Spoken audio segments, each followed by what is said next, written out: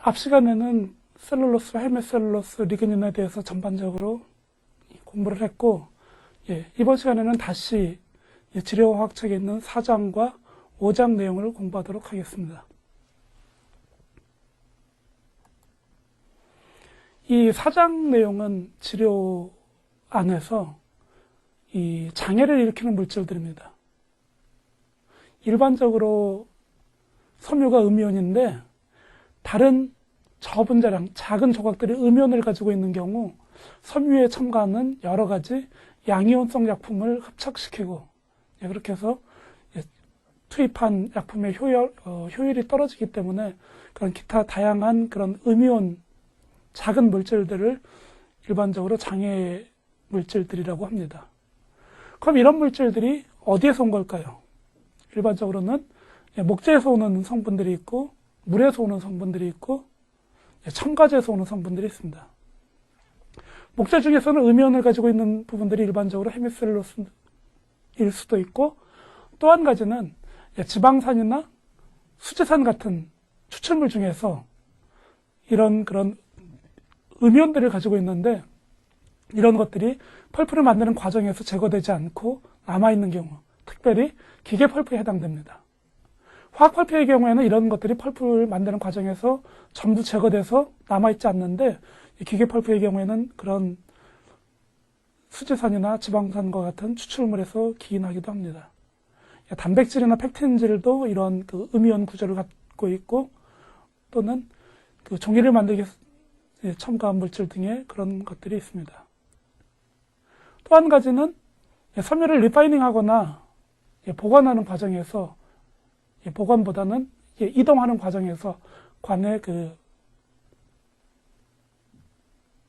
이동하는 과정에서 전단 응력에 의해서 작은 조각들이 부스러지고 그런 미세분보다 더 작은 조각들이 이런 음이온 쓰레기로 작용하는 경우들이 있습니다. 물속에 들어있는 음이온들이 이런 장애 물질로 작용을 하기도 하고 첨가제가 그런 작용을 하기도 하고 리사이클 파이버의 경우에는 종이를 만드는 과정에서 섬유 이외에 다양한 첨가물들이 들어갔는데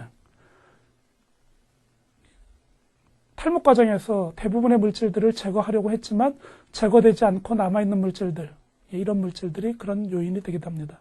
그래서 그런 물질로는 소수성 수지나 표면 사이징에 사용된 전분이나 그다음에 코팅을해서 집어넣은 첨가제들, 그다음에 이런 제재 과정에서 파지가 발생하는데 이런 파지를 재활용하는 과정에서 파지를 분산시키기 위해서 첨가하는 이런 첨가제들이 이런 역할들을 할 수가 있습니다. 사장 내용들은 굉장히 짧습니다. 그런 인터피어링 서브스탄스에 대해서 언급을 하고 있고 그럼 밀에서는 왜 이런 문제들이 생기고 있을까요? 예전에는 깨끗한 물을 들여다가 종이를 만들고 그 물을 폐수로 버렸어요. 근데 점점 더 환경오염에 대한 규제가 강화되기 때문에 폐수를 버리지 않고 계속 재활용하게 됩니다. 그러면은 물을 한번 사용하고 버릴 때는 굉장히 저농도였던 이런 요소들이 지속적으로 재활용하는 과정에서 물속에 농축이 돼가지고 이런 장애를 일으킬 수가 있습니다. 또 한 가지는 한국의 경우 특별히 더한데 고지, 폐지의 사용이 늘어나면서 폐지나 고지 안에 들어있는 다양한 성분들이 또 이 장애를 일으키는 요인들이 됩니다. 깨끗한 버진 펄프를 사용했을 때는 이런 문제들이 없었는데 종이의 원료로 사용되는 섬유의 순도가 떨어지고 기타 이물질들이 점점 더 많아지면서 이런 현상들이 발생을 하고 있습니다. 또 다른 한 가지 요인으로는 이런 물질들 때문에 종이를 만들기 위해서 첨가하는 다양한 첨가제들의 성능이 떨어지고 그렇게 되면 종이의 품질이 떨어지고 또는 종이를 만들기 위해서 초지기를 운전할 때 운전 성능들이 떨어지게 됩니다. 이런 것들을 해결하는 방법은 어떤 물질들이 이런 장애를 일으키는지 파악을 하고 어떻게 하면 이런 장애를 효과적으로 해결할 수 있는지를 알아가지고 이런 문제에 대해서 능동적으로 대처를 해야지만 이런 문제들을 해결할 수가 있을 것입니다. 여러분들 이상으로 사장에 있는 간단한 그 종이를 만드는데 관여하는 여러 가지 그 장애 물질들에 대해서 살펴봤습니다. 일반적으로 이 처리를 하는 방법으로는 반대 전하의 물질들을 첨가해가지고 중화시키는 것들이 가장 일반적인 방법입니다. 물론 우리가 종이를 만들기 위해서 사용하는 첨가제들, 뭐 보리황성제나 그런 것들이 가격이 비싸기 때문에 그런 화합물을 처리하기보다는 좀 더 값싼 그 양이온성 물질로 처리를 한 다음에 이 장애 물질들을 제거하고 이 장애 물질들이 제거된 다음에 공정을 운전하는 것들이 효과적인 방법입니다. 다음번에는 5장 그 서페이스 표면화학과 콜로이드 화학에 대한 부분들을 살펴보기로 하겠습니다.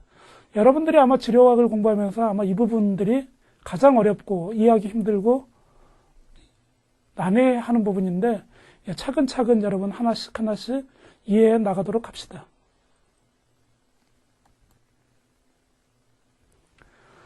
종이를 만들기 위해서 지료를 만드는데 그 안에 엄청나게 많은 물질들이 녹아 있습니다.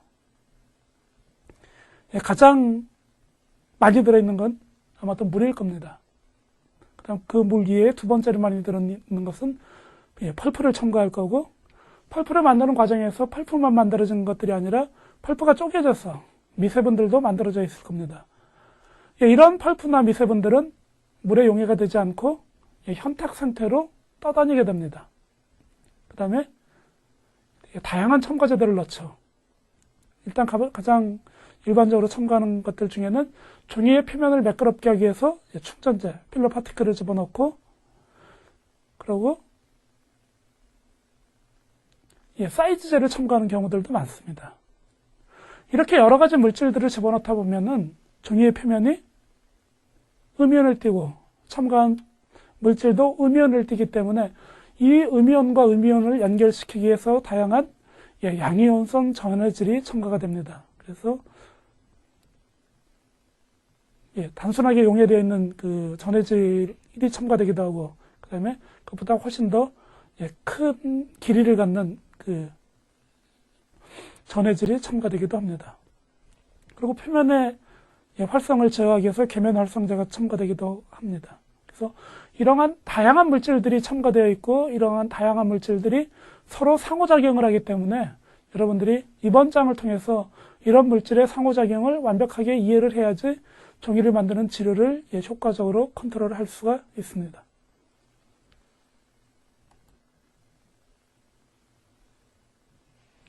어떤 경우에 이런 상호작용이 중요할까요?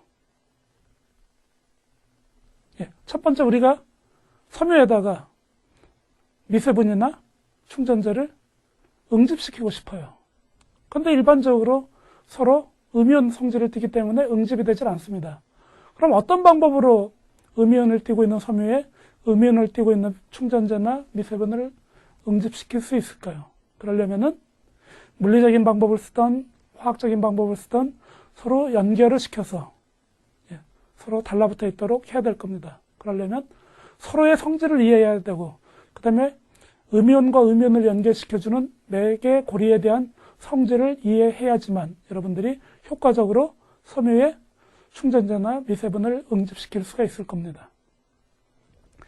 또 다른 한 가지는 용해되어 있는 고분자를 섬유나 미세분에 흡착시키는 경우입니다. 일반적으로 이렇게 용해되어 있는 고분자들이 보리항상제나 탈수촉진 이런 역할들을 하는 것인데, 이런 것들이 효과적으로 섬유에 보리되고, 그 다음에 섬유에 흡착된 다음에 서로 다른 이 화합물이 원하는 목적을 수행해야지만 종이가 제대로 만들어질 수가 있습니다. 그래서 여러분들이 그러면 섬유의 표면은 어떻고 우리가 흡착시키고자 하는 용해되어 있는 고분자는 어떤 성질을 갖는지 이해를 하고, 두 사이에는 어떠한 상호작용을 하는지를 이해를 해야지만 효과적으로 흡착을 시킬 수 있을 겁니다. 마찬가지로 우리가 사이징 화합물이나 피치를 응집시켜서 표면의 성질을 개질하고자 할 때 이러한 물질의 성질도 이해해야 되지만 이런 물질과 섬유 사이에 어떠한 작용을 하는지, 어떤 방법으로 응집을 시키는지도 이런 서로 간의 상호작용을 이해해야지만 해결할 수 있는 문제들입니다.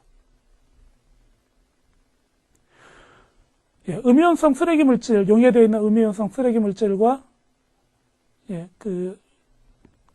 현탁되어 있는 음이온성 쓰레기 물질을 중화해서 제거할 경우에도 각각의 어떠한 방법으로 서로 중화되었는지 상호작용을 이해해야지만 합니다.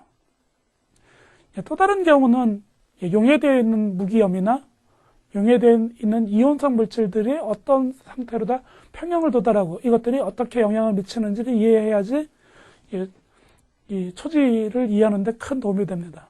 특별히 알럼이 어떻게 반응을 하고 알럼이 물속에서 어떠한 상태를 유지하고 이런 상태를 유지하고 있는 알럼이 섬유와는 어떻게 상호작용을 하고 섬유 위에 다른 첨가제들과는 어떠한 상호작용을 하는지를 알아둘 필요가 있습니다. 그리고 이 계면 활성제 성분들은 어떻게 밑셀을 형성하고 이 밑셀을 형성한 다음에 어떤 방법으로 작용하는지도 알아둘 필요가 있습니다. 이런 다양한 것들이 서로 상호작용에 의해서 작동을 하기 때문에 다양한 서로 상호작용하는 메커니즘과 과정들을 이해를 하시면은 종이를 만드는 과정을 이해하시는데 큰 도움이 될 겁니다.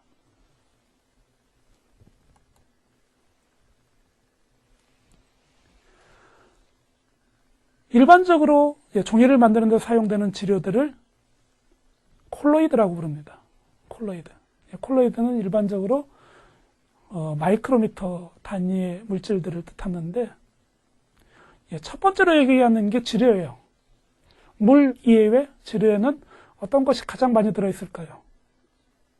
일반적으로 종이를 만들기 위해서는 섬유를 많이 집어넣겠죠.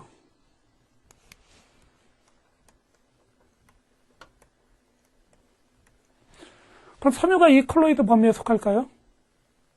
침엽수 섬유와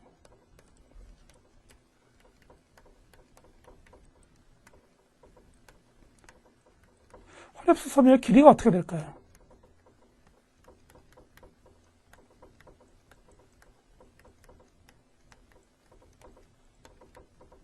일반적으로 침엽수는 좀 길죠. 1에서 4mm. 화렵수는 약 1mm 정도 범위라고 하는데 밀리미터 범위는 마이크로미터 범위의 1000배죠. 1mm는.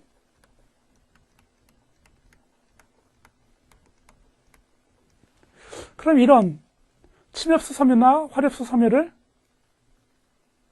콜로이드 범주에 포함을 시킬 수가 있을까요? 길이 측면에서 보면은 어마어마하게 큽니다.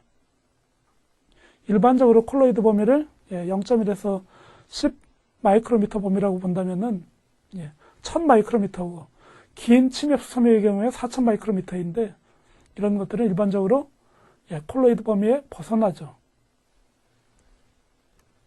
하지만 섬유의 폭을 보면은 길이가 아니라 폭을 보면은 침엽수건, 화렵수건 일반적으로 10에서 약 60 마이크로미터 범위일 겁니다. 베셀 엘리먼트의 경우에는 좀 폭이 크고 일반적인 트라케이드, 가도관, 헛물관이나 우드파이버의 경우에는 폭이 좀 작죠. 그래서 물론 그 60 마이크로미터의 경우 이 범위를 넘어서기는 하지만 그래도 일반적으로 섬유를 콜로이드 범주에 포함을 시킵니다. 그래서 일반적으로 콜로이드 범주에 속하는 그 작은 것들은 폭이나 길이나 지름이나 이런 것들이 중 어느 하나라도 콜로이드 범주에 속하면은 콜로이드라고 부릅니다. 이번 단원에서 왜 이런 작은 콜로이드 단위에 대한 얘기들을 많이 할까요? 콜로이드는 특별한 성질을 갖습니다. 콜로이드들끼리.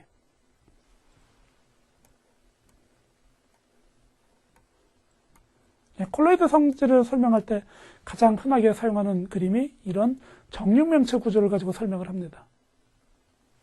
가로가 1cm고 세로가 1cm고 높이가 1cm인 이 정육면체는 표면적이 어떻게 될까요? 표면적은 6개의 면, 각각 1제곱cm의 면이 6개가 있기 때문에 6제곱cm에 해당됩니다. 하지만 이것을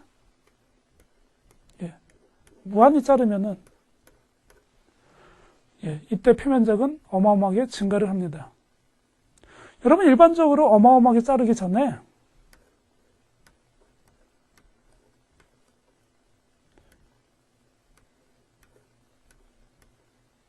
이것을 자르면 몇 개가 될까요? 0.5cm로 다 자르면은 8개가 되겠죠. 1개를 0.5cm로 자르면, 아까 1cm 했던 것들을 8개가 될 겁니다.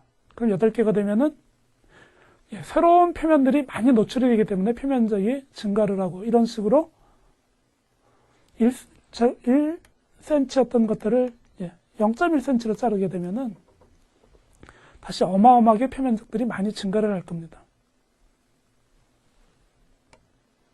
그래서 이렇게 표면적이 증가하면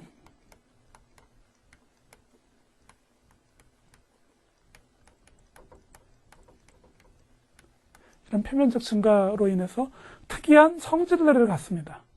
그런 것들이 일반적으로 콜로이드 성질이라고 하고, 그래서 이 콜로이드 부분을 따로 물리적으로 떼어서 설명을 하고 있습니다.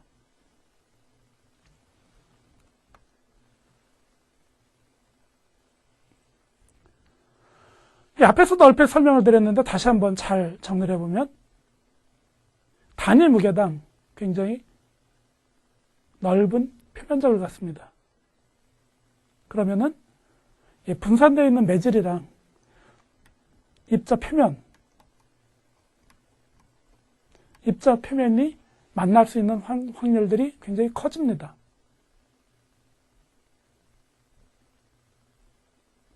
그래서 입자가 작아질수록 지뢰 안에서 물과 만날 확률들은 굉장히 더 커집니다. 그래서 여러분들 섬유보다는 미세분이 훨씬 더 물을 좋아하죠.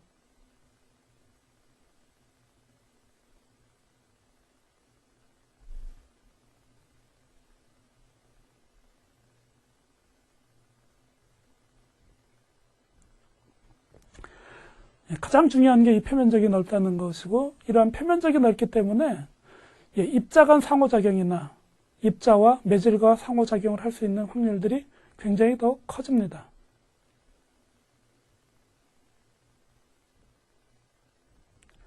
그 다음에 또 어떤 성질들이 있는가 하면은, 경계면에서는, 이 부분은 뒤에 계면 활성제 부분에서 다시 설명을 드리겠습니다. 여러분, 물이 있고 공기가 있고 이 경계면이 있어요. 이 경계면은 어떤 성질을 가질까요? 여러분, 물과 공기 사이에는 어떤 친화력이 어떨까요? 공기가 물을 좋아할까요? 아니면 물을 싫어할까요? 이런 것들이 이 부분에 해당되는데, 지금 이 부분에서 설명을 드리고 넘어가면은, 여러분, 물속에 질소가 얼마나 녹아 있을까요? 아니면 물속에 산소가 얼마 정도 녹아 있을까요?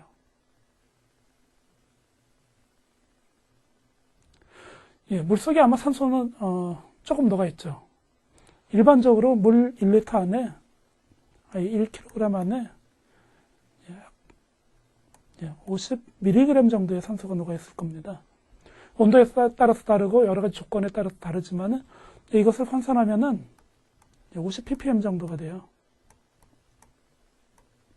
이렇게 얘기하니까 물속에 산소가 안 녹는 거죠. 질소는 더 안 녹아요. 만약에 공기가 물을 좋아한다면 공기가 물속에 잘 녹겠죠. 잘 녹지 않는 것은 물을 싫어하기 때문입니다.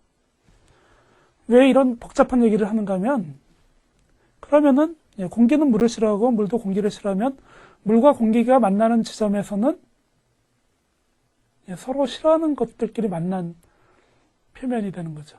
경계면이 되는 거죠.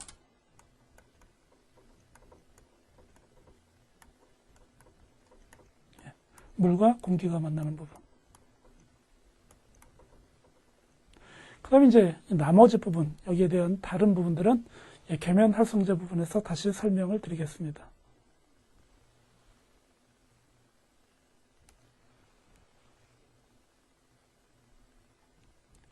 이렇게 그 표면의 화학적인 성질들이 콜로이드 화학이 되고, 이 콜로이드 화학, 표면 화학, 이런 것들이 종이를 만드는 지뢰 시스템에서 굉장히 중요한 역할들을 합니다. 아까 얘기한 대로 굉장히 단위 그램당 비표 면적이 커지면서 거기와 관련된 그런 상호작용들이 중요하고, 그런 것들이 물과 지뢰 사이에, 지뢰 성분 사이에 중요한 역할들을 하기 때문에 콜로이드 화학을 이 웨던 케미스트를 굉장히 중요한 부분으로 떼어서 설명을 하고 있는 겁니다. 두 번째 여러분들이 알아둬야 될 것은 어근 중에 포빅과 필릭입니다. 이 포빅, 이것은 싫어하는 거고, 디슬라이크에 해당되는 거고, 이건 좋아하는 거예요.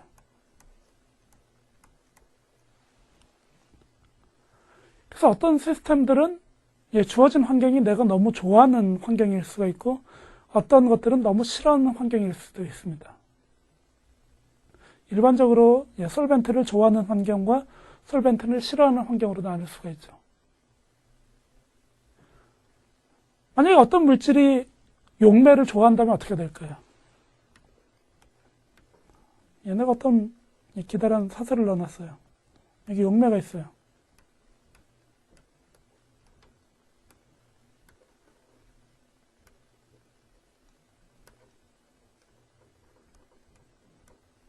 용매 안에 똑같은 구분자인데 어떤 용매에는 움츠리고 있고 어떤 용매는 풀어져 있을 수가 있는데 어떤 경우일까요?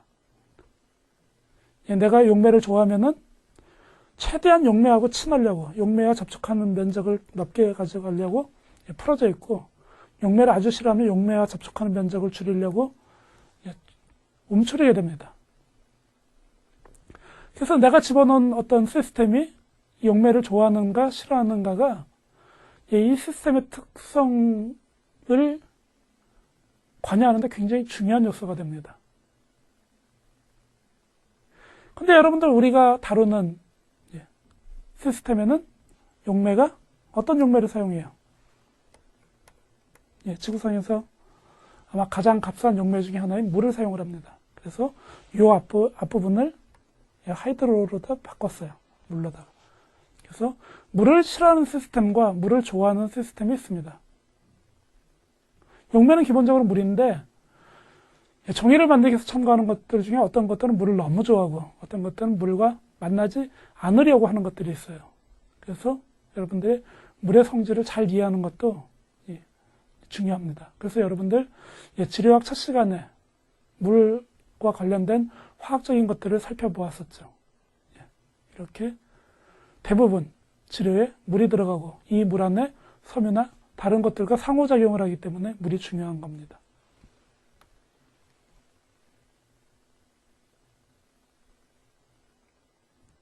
어떤 것들이 물을 싫어할까요?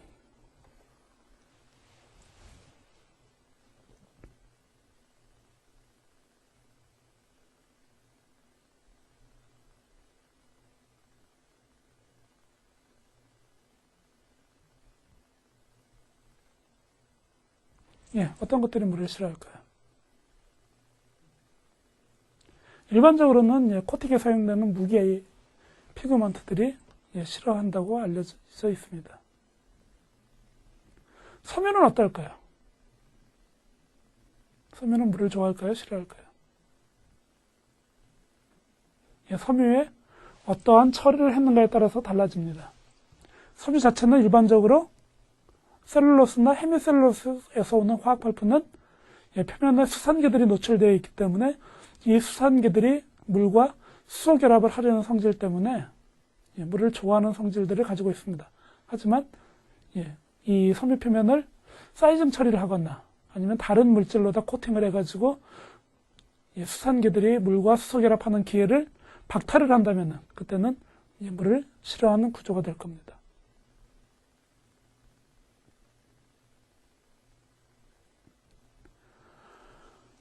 그 다음에 섬유는 그렇고, 그 다음에 셀룰로스가 있어요. 셀룰로스가 쭉 연결되어 있는데 이 체외곽층 물과 만날 수가 있지만 이 안 부분들은 물을 좋아하지만 물과 접촉할 기회들이 없습니다.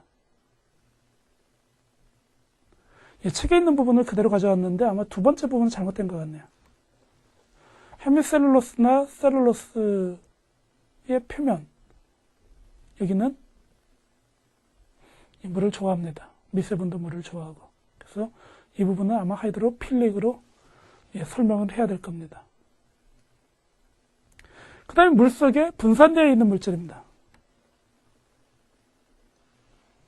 작은 입자들이 있는데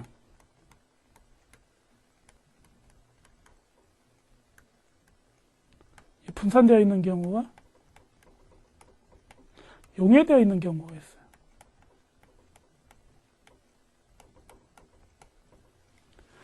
좋아하는 경우에는 물 분자 사이에 일정하게 물과 고체 입자 사이에 상호작용을 하면서 용해되어 있는 거고, 분산되어 있는 경우에는 물리적으로 떨어져 있지 화학적으로 상호작용을 하지 않는 경우입니다. 그래서 일반적으로 로젠 사이즈제나 아니면 무기 안료 같은 경우 이런 것들이 물을 싫어해서 분산되어 있는 경우들이 있습니다.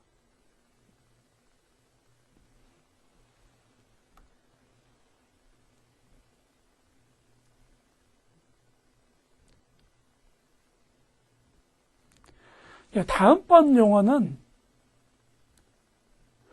어떤 시스템이 얼마나 안정되어 있는가와 얼마나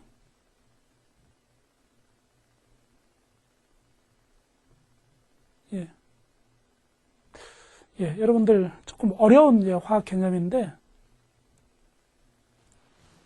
속도와 평형 개념입니다.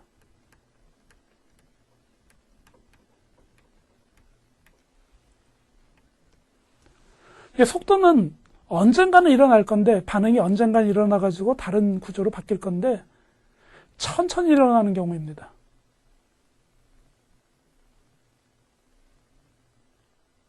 거기에서 이 평형은 반응 자체가 안 일어나는 거예요. 열화학적으로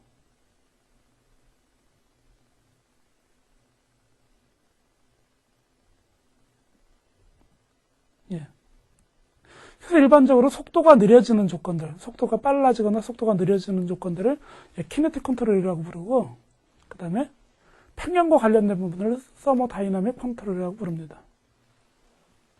일반적으로 반응이 빨리 일어나는 쪽이 훨씬 더 안정된 쪽이고, 반응이 느리게 일어나는 게 불안정한 쪽인데, 경우에 따라서는 다른 경우들도 있습니다. 어떤 경우인가 하면 중간 구조를 갖고 있는 물질이 있어요. 에너지 상태가 중간.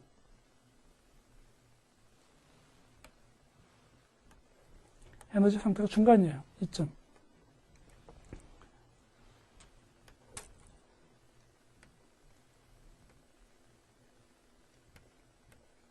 여기는 자유에너지.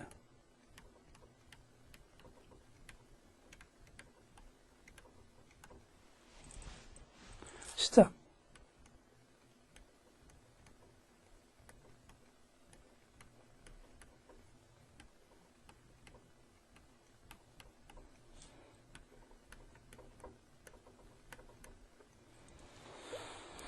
두 가지 극단적인 경우인데, 하나는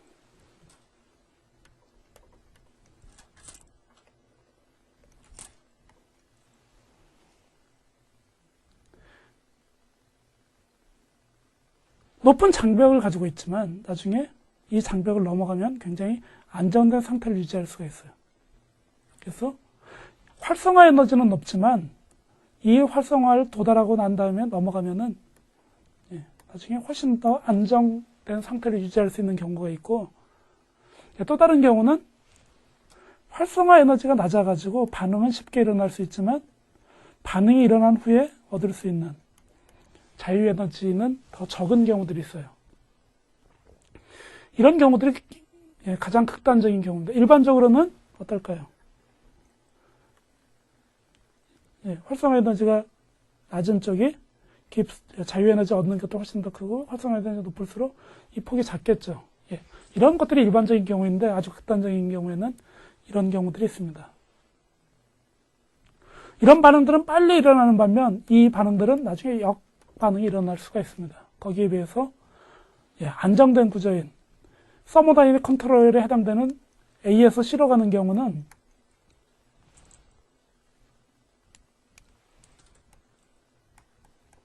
A에서 C로 가는 걸 서모다이내믹 컨트롤이라고 하고 A에서 B로 가는 걸 키네틱 컨트롤이라고 일반적으로 부릅니다.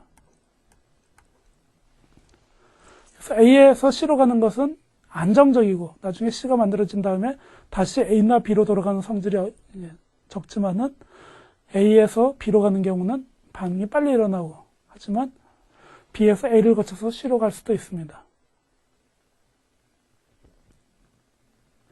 자연계에서는 이런 성질들을 이용을 해가지고 치료화학에서 어떤 물질들 사이에 일정한 간격을 유지하거나 등등 컨트롤할 수가 있습니다. 그때도 한번 다시 이 키네틱 컨트롤과 서모다이내믹 컨트롤 말씀을 드릴 거고, 다시 한번 정리해서 말씀을 드리면 서모다이내믹 컨트롤의 경우에는 반응을 일으키기 어렵지만 일으키고 난 후에는 안정화 에너지가 크고, 거기에 비해서 키네틱 컨트롤은 활성화 에너지가 작지만은 그 이후 안정화 에너지가 작은 경우, 이런 경우를 키네틱 컨트롤이라고 부릅니다.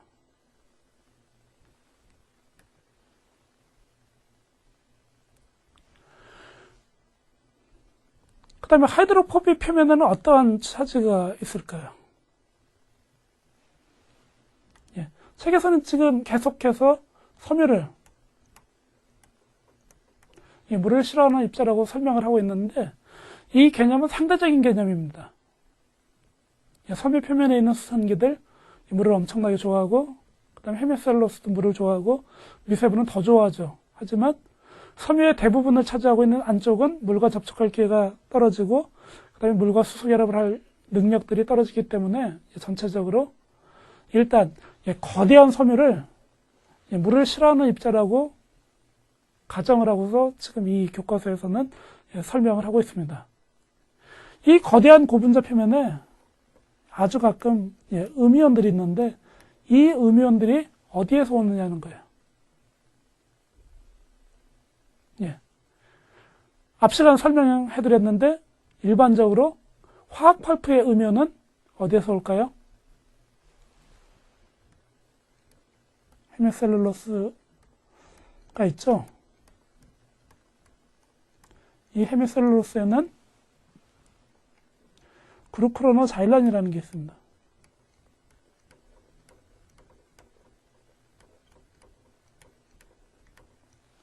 이 그루크로노자일란의 경우에는 침엽수의 경우에는 자일로스 10개당 2개, 화렵수의 경우에는 자일로스 10개당 하나 정도의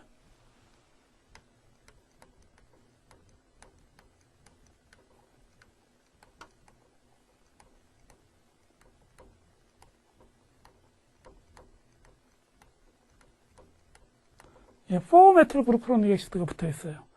이 포메틸 그루크로닉 액시드에 붙어 있는 카르복실기가 일반적으로 원인이 됩니다.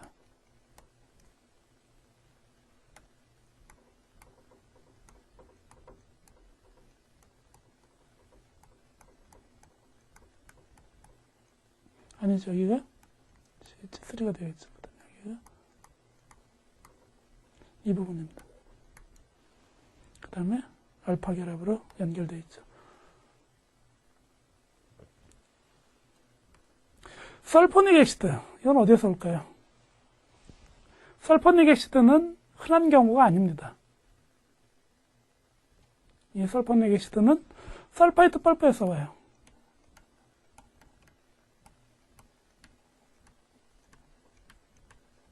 화학 펄프 과정에서 아황산을 집어넣어가지고 반응을 시키는데, 그때 탄수화물이나 리그닌에 설포닐 그룹이 도입이 돼가지고 이것이 잔류하는 경우, 이때 설포닉 액시드 그룹이 존재를 합니다. 전 세계 화학 펄프 시장의 95% 이상을 소다 펄프나 크라프트 펄프 계열이 차지하고 있기 때문에 화학 펄프 중에서 설포닐기를 만날 확률은 굉장히 떨어집니다. 이 설포닉 액시드가 들어있는 것들은 반화학 펄프, BCTMP의 경우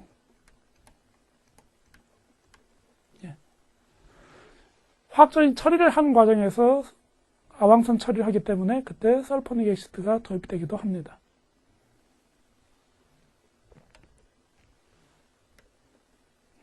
보리 향상제는 일반적으로 양이온을 띄어야 되겠죠.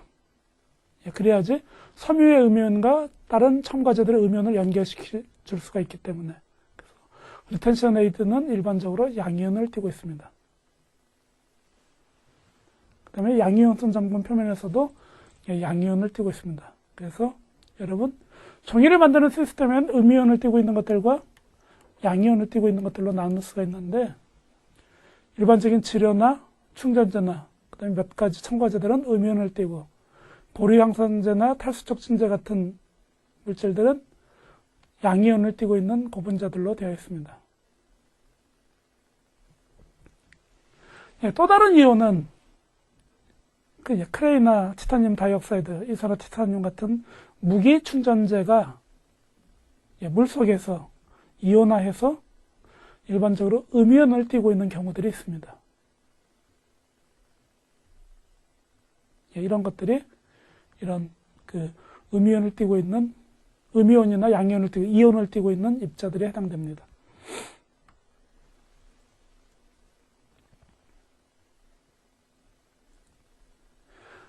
고체와 액체 사이에서 전하를 띄고 있어요.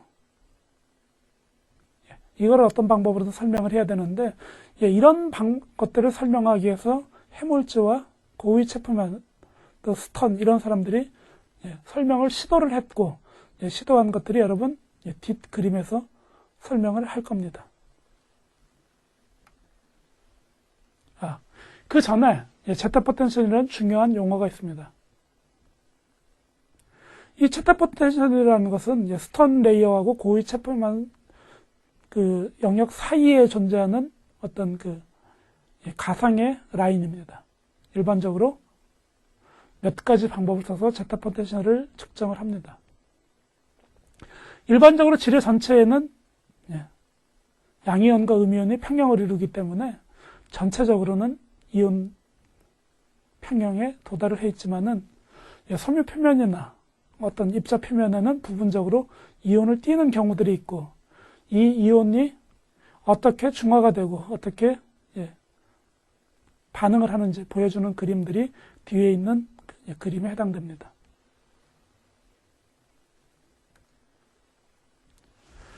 아주 중요한 그림입니다. 섬유 표면에 음이온이 많이 붙어 있어요. 하나, 둘, 셋, 넷, 다섯, 여섯, 일곱, 10개의 음이온이 붙어 있죠. 섬유 표면에. 그러면은 몇 개의 양이온이 붙어 있을 수 있을까요?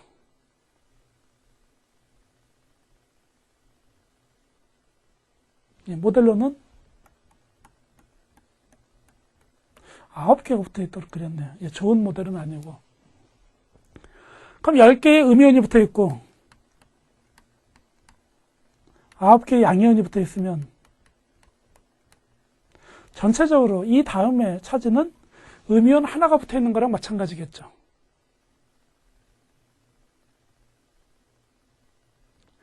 아주 섬유 표면 음이온 바로 옆에 있어가지고 굉장히 강하게 붙어 있는 양이온층, 단층, 2층을 아마 뒤에서 스턴층이라고 부를 겁니다. 이 스턴층을 지나고 나서도 아직도 한 개 분량의 음이온이 섬유 표면에 남아있다라고 생각을 하면 됩니다.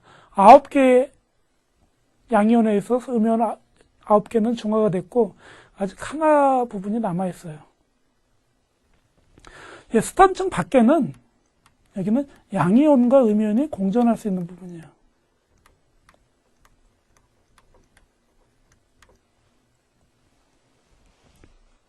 이런 경우에 이 스턴층에 어느 게 더 많을까요? 양이온과 음이온 중에. 일반적으로 섬유 표면에 있는 10개의 음이온 중에 9개가 스턴층에 의해서 중화가 되고 아직도 하나의 음이온이 남아있기 때문에 정전기적으로는 이 다음 층에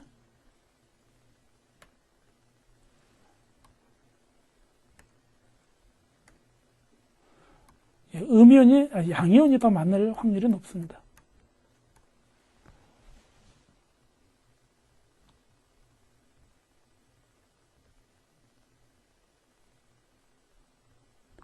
그럼 만약에 이 파티클을 움직인다고 생각을 하면 어떤 일이 벌어질까요? 파티클을 움직일 때 파티클 이런 고분자 물질을 움직일 때 고분자 물질에는 이 모델에 의하면 10개의 음이온이 있죠. 이 10개의 음이온과 붙어있는 스턴층에 있는 9개 강한 이온 결합을 하고 있는 9개의 양이온들은 이 고분자 입자가 움직일 때 따라서 움직일까요? 아니면 남아있을까요? 이 양이온과 음이온 사이에는 강한 결합을 하고 있기 때문에 함께 움직일 겁니다. 다음번에 생각해 볼 만한 것은 그러면 9개가 중화되고 하나가 남아있는데 하나의 음이온에 해당되는 만큼 이 안에서 양이온과 음이온이 있는데 양이온이 더 많다 그랬죠. 그러면은 이 층은 어떻게 될까요? 스턴층 바깥층은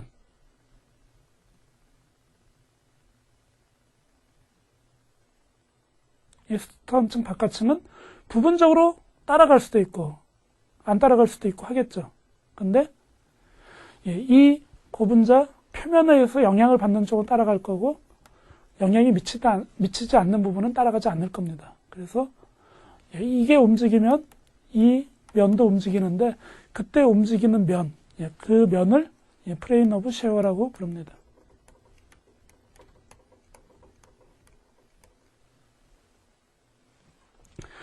뒷장에서 설명드린 그림들이 이걸 바탕으로 그려진 그림입니다. 이 내용을 바탕으로.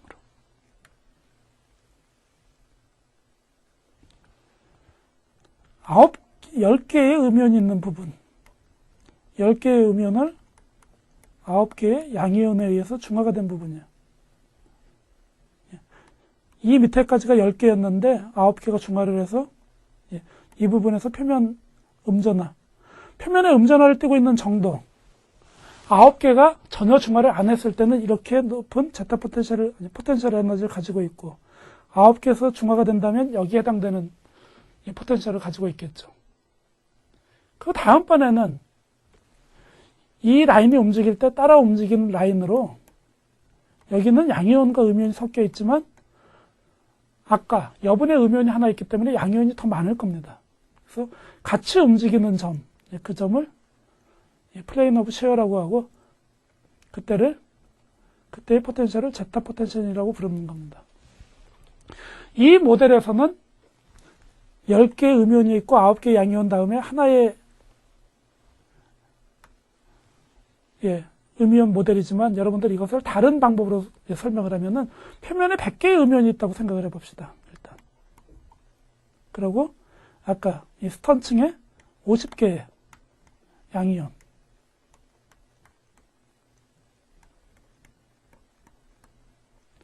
그러면 스턴층 바깥측에 의해서 중화되어야 될 게 50개가 되는 거죠.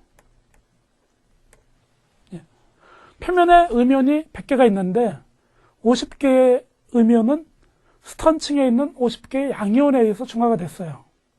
그러면은 스턴층 바깥에 있는 외부층에 의해서 중화가 돼야 되는 남아있는 음이온의 개수는 50개가 될 겁니다.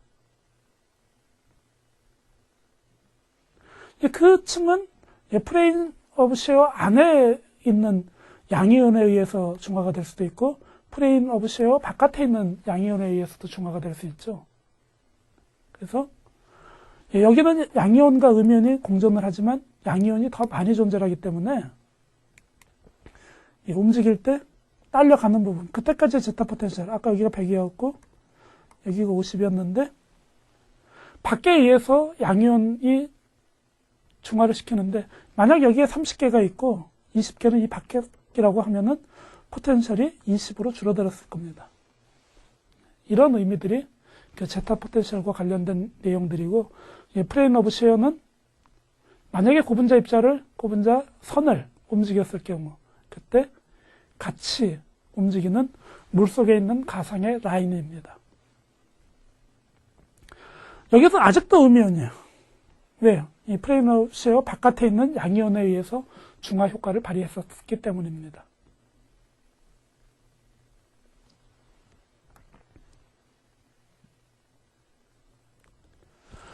왜 이런 것들을 중요하게 여기서 골치 아프게 다루고 있을까요?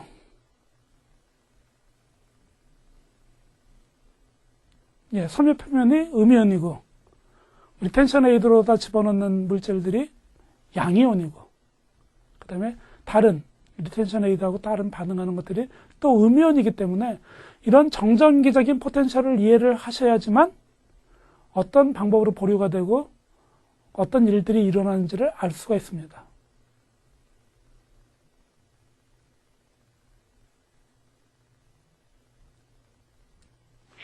어떤 두 개의 물체가 있어요.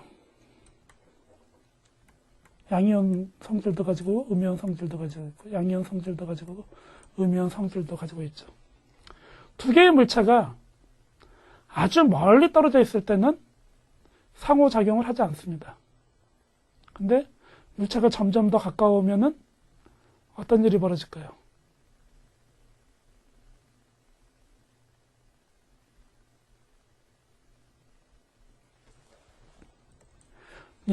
여러분들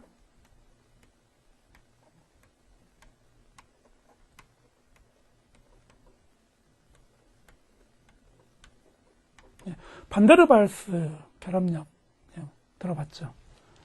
그 얘기를 하고자 하는데 어떤 입자 두 개가 아주 멀리 떨어져 있을 때는 서로 상호작용을 하지 않습니다. 하지만 두 개가 점점 가까우면서는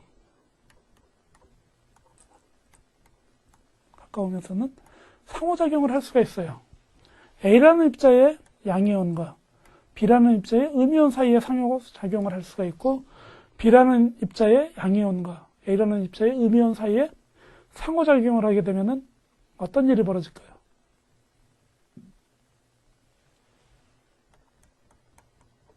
A의 플러스와 B의 마이너스 사이, A의 마이너스와 B의 플러스 사이에는 어떤 힘이 작용을 할까요?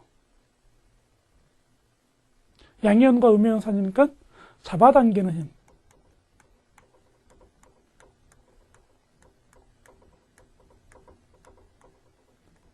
어트랙티브 폴스가 작용을 할 거예요. 반대의 경우는 생각해 볼 수 없나요? A의 양이온과 B의 양이온,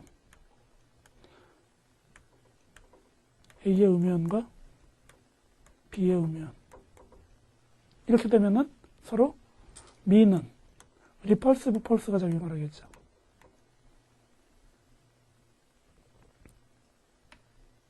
일반적으로 에너지 포텐셜을 그리면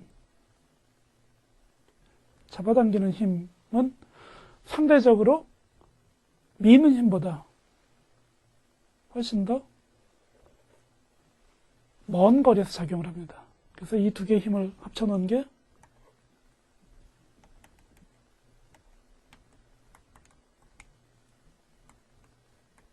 이런 식으로 돼가지고 결합거리가 여기 사이가 결합거리가 되는 거죠.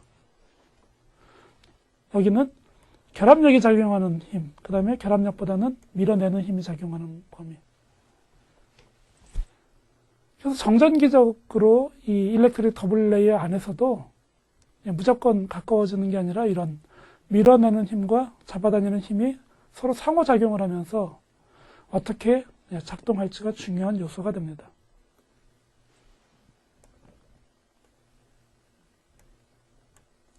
단순한 입자 간에는 아까 설명을 드린 대로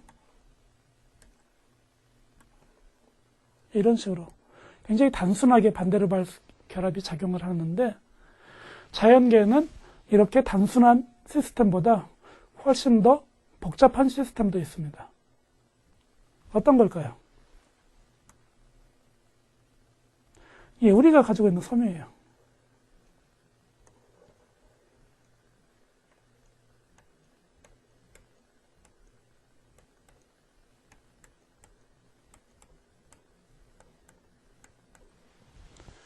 섬유와 같은 기다란 막대 구조의 선형 막대 구조끼리 작용을 한다면 이런 반데르발스 힘이 훨씬 더 복잡해질 겁니다. 왜 그럴까요? 첫 번째 것과 첫 번째 거의 상호작용뿐만 아니라 이렇게 이게 이것과 상호작용을 할 수도 있고, 이것과 상호작용을 할 수도 있고, 이것과 상호작용을 할 수도 있고, 이것과 상호작용을 할 수도 있고, 다양한 거리가 존재하죠. 그래서 우리가 앞에서 배웠던 반데르발스 결합처럼 단순한 그래프를 그릴 수 없는 경우들도 상당히 존재를 합니다. 앞에 반데르발스 결합의 경우에는 물리학적으로 계산이 굉장히 단순한데, 이렇게 기다란 선형 고분자의 경우에는 수학적으로 계산이 굉장히 복잡해요. 그래서 이런 것들을 1990년대 후반에 물리학자들이 풀었고, 그 물리학자들이 이때 푼 것을 공헌으로 인해 가지고 2000년대 중반에 노벨 물리학상을 수상을 했습니다.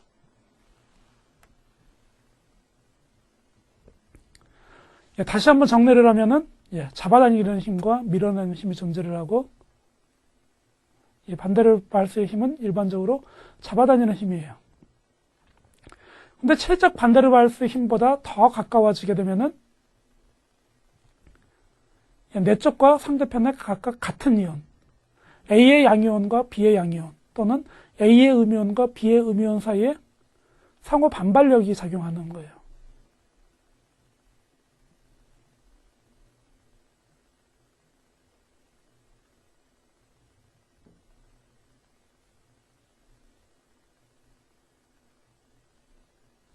이 DLVO 이론, 이게 네 명의 과학자의 앞자를 딴 이론인데, 이게 바로 그 복잡한 선형 구분자 사이예요.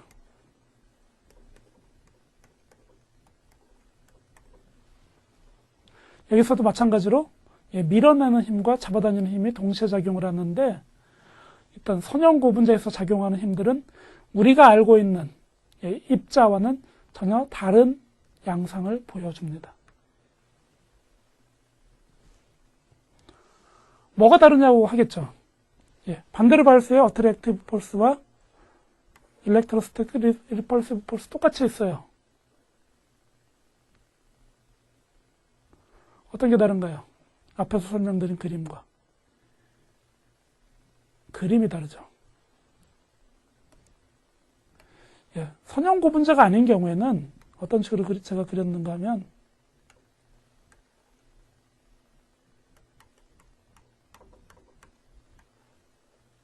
이게 하나였잖아요. 근데 여기에서는 만약에 선형 구분자가 아니고 입자라고 생각을 하면 제가 반데르발스를 이런 식으로 그렸을 거예요.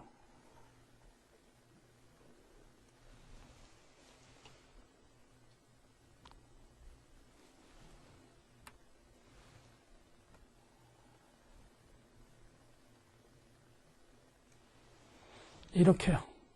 어디가 다른가요?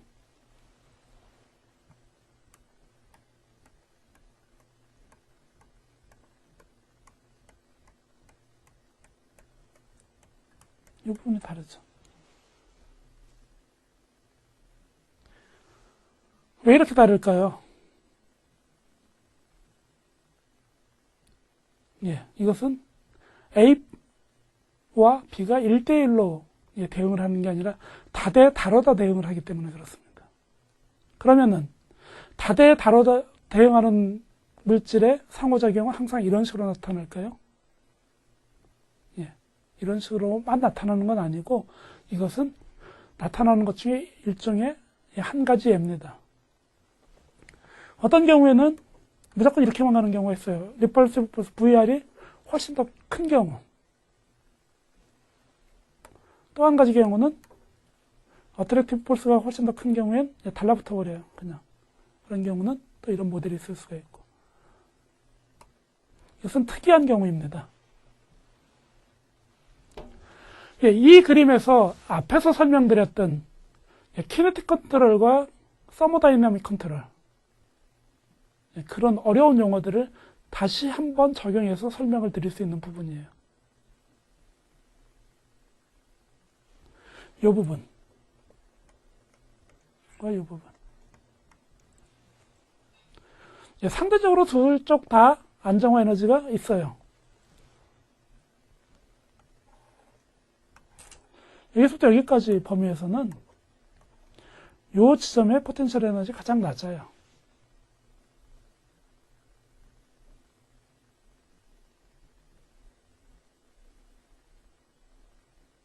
하지만 요 지점을 넘어서는 순간 가장 포텐셜 에너지가 낮은 지점은 이쪽으로 바뀌게 됩니다.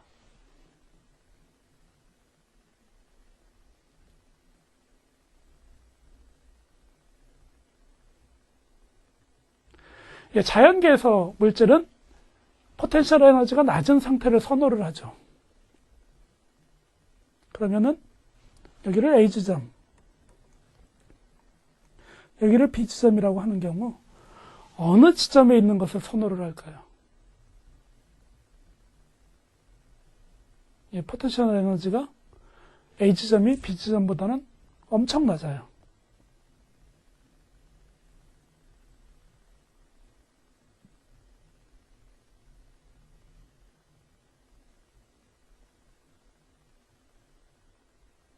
그러면은 A로 가고 싶어 하겠죠. 그럼 문제는 뭔가요?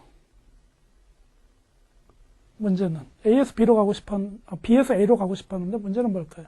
문제는 담을 넘어가야 된다는 겁니다.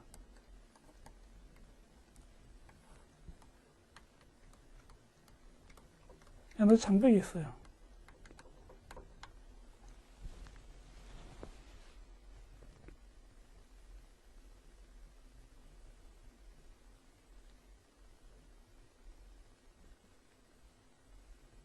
이 에너지 장벽을 넘으면은 낮은 상태 A로 갈 수가 있지만 이 에너지 장벽을 넘지 못하면은 그래도 차선책인 B의 상태에 머물러 있게 되는 겁니다.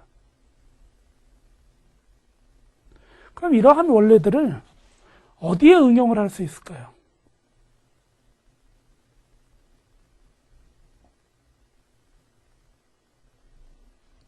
분산제에 응용을 할 수가 있겠죠.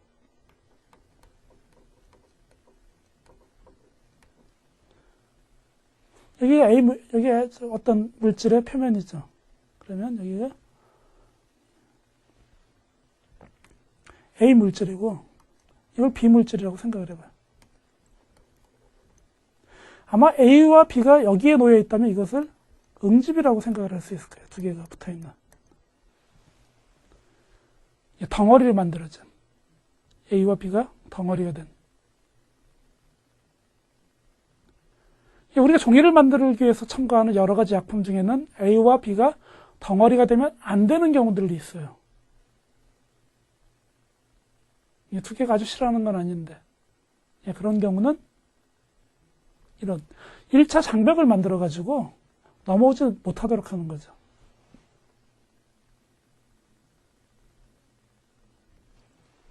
분산 상태를 유지하도록. 이런 것들이 분산제를 개발하는데 응용하는 이런 DLVO 이론을 응용한 경우입니다. 그럼 이건 언제까지 이렇게 분산되어 있을까요? 이 지점이 훨씬 더 안정되어 있는 지점인데 이 장벽이 있어서 넘어가지 못할 뿐이지 넘어갈 수만 있다면 응집되어 있는 부분들을 선호할 겁니다.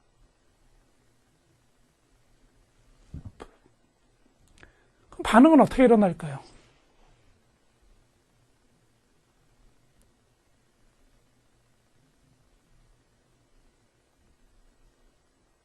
예, 이런 경우가 반응이 아주 느리게 일어나는 경우입니다. 여기에 100만 개가 있다면 개 중에 일부는 여기 가가지고 돌아오질 않아요. 그 다음에 또 다른 것들이 그러면 시간이 아주 많이 흐른 다음에는 B라는 지점에 있는 게 아니라 B라는 물질이 전부 다 응집이 되어 있겠죠. 그래서 여러분들 이 응집제에 수명이 있는 겁니다.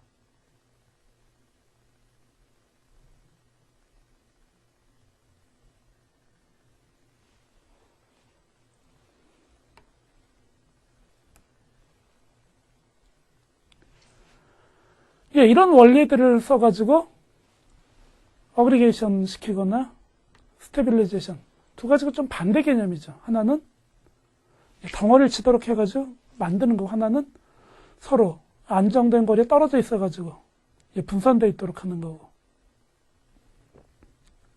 네 가지 모델로도 여러분들 이런 현상들을 설명을 하는데, 세 가지 모델은 어그리게이션 관련된 것이고, 마지막 네 번째 모델이 분산 안정화 효과예요.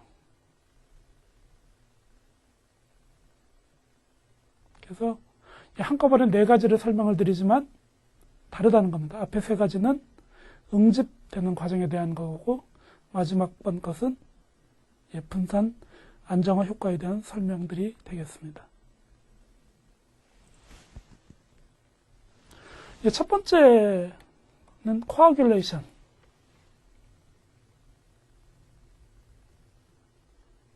이 두 개가 붙어버리는 거예요. A 덩어리하고 B 덩어리가 붙는 거예요. 하나로. 가장 단순한 거고 반응이 빨리 일어납니다.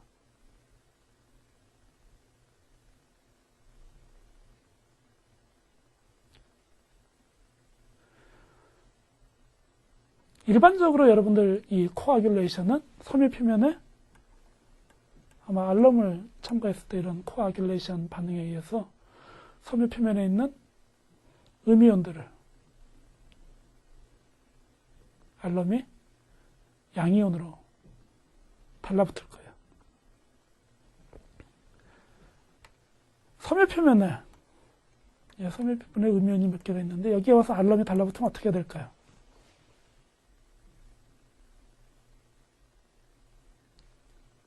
섬유 표면에 음이온이 5개가 있어요.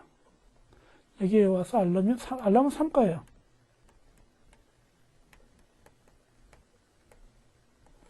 알럼 3가가 2개 붙었어요.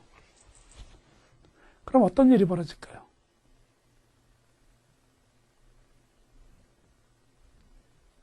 너무 많은 양의 이온이 왔죠. 그러면은 표면에 음이온은 5개인데 양이온이 6개가 됐어요. 그러면은 표면 전하가 바뀌죠.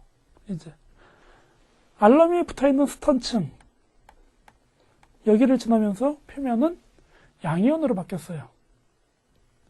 그럼 표면이 양이온으로 바뀌었다는 것은 그 다음번에 층에서 어떤 것들이 와서 달라붙을까요?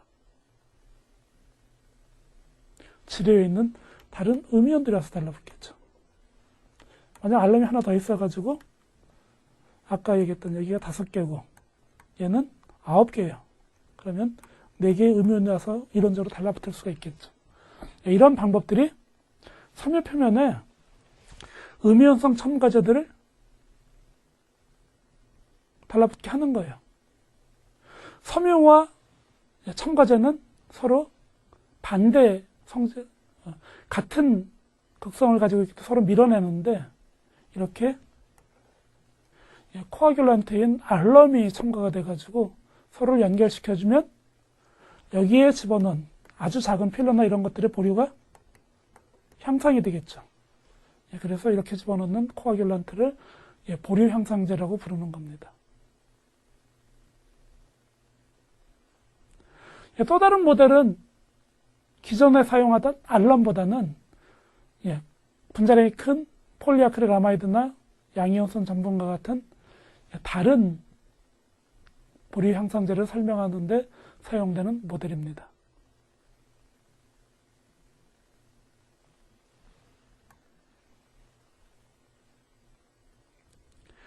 두 번째 모델은 패치 모델입니다. 패치, 풀칠하는 거예요.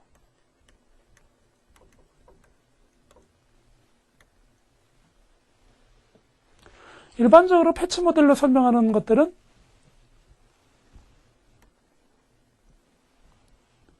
이온 밀도가 높고 그 다음에 분자량이 작은, 이온 밀도는 높고 분자량이 작은 보리 향상제들은 이 두 개의 고분자 사이에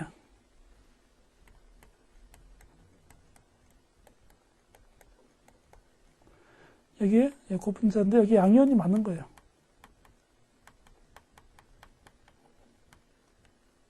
풀을 만들었어요. 그러면 여기에 뭔가 음이온이 와서 붙을 확률이 있겠죠.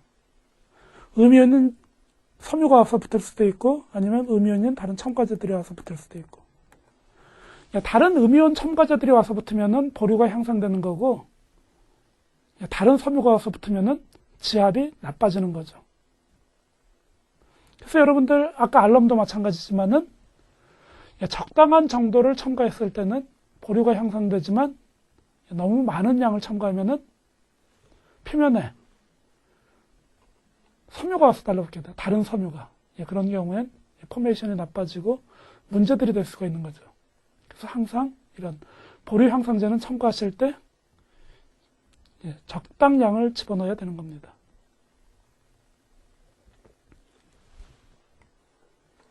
탈수 촉진제는 어떻게 작용을 하는 걸까요?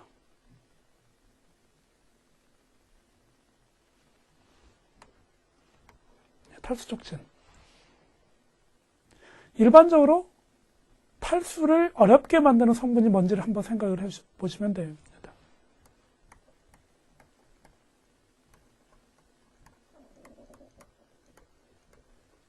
푸어드레니제 원인은 일반적으로 어떤 용어로 더 설명을 하나요? 요인이 뭐예요?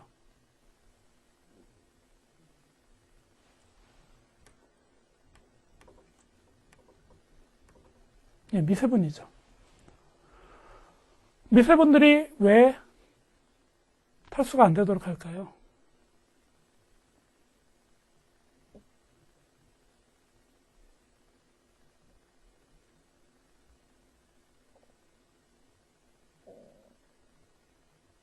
미세분들이 탈수를 저해하는 요인은 물과 접촉하는 면적이 크기 때문이다.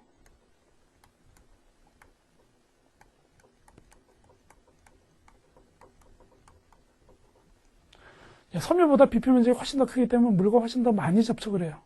수산기들이. 그래서 이 물을 잃으려고 하는 성질들이 훨씬 더 약합니다. 그럼 어떤 방법으로 이 탈수 촉진을 할 수 있을까요?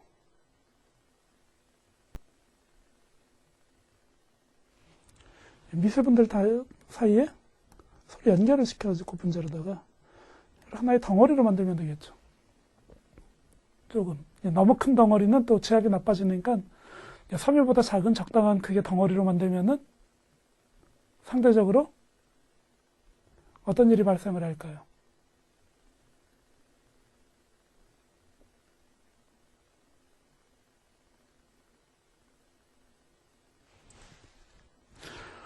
입자가 커진 거죠. 그래서 물과 접촉하는